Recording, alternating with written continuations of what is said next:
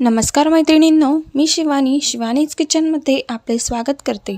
आज आपण बघणार आहोत तांदळाचा वापर न करता कमीत कमी वेळामध्ये रव्यापासून खीर कशी बनवायची ते।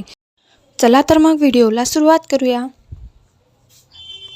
त्यासाठी आपण घेणार आहोत किसून घेतलेली अर्धी वाटी खोबरे, 1 वाटी साखर, दूध मसाला 1 चमचा, चिमूटभर वेलची पावडर, 1 ते 2 चमचा ड्रायफ्रूट्सचे तुकडे, अर्धी वाटी तूप, अर्धी वाटी रवा आणि 1 ग्लास दूध।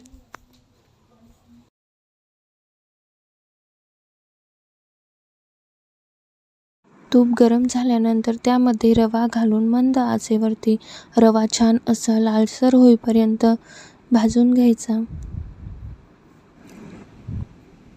रवा लालसर असा भाजून झाल्यानंतर त्यात खोबऱ्याचा किस घालून 1 ते 2 मिनिटं परतून घेणे।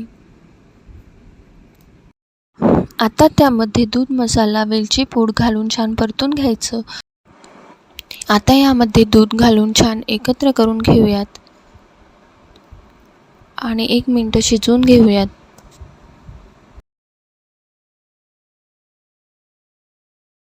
यामध्ये साखर घालून 2 ते 3 मिनिटे अजून ही खीर शिजवून घेऊयात।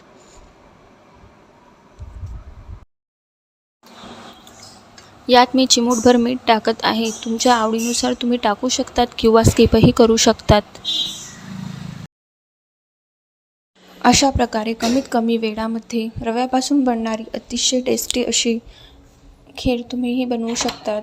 चला तर मग व्हिडिओ कसा वाटला कमेंटमध्ये नक्की सांगा आणि चॅनलला शेअर आणि सबस्क्राईब करायला विसरू नका। चला तर मग भेटूया पुढच्या व्हिडिओमध्ये।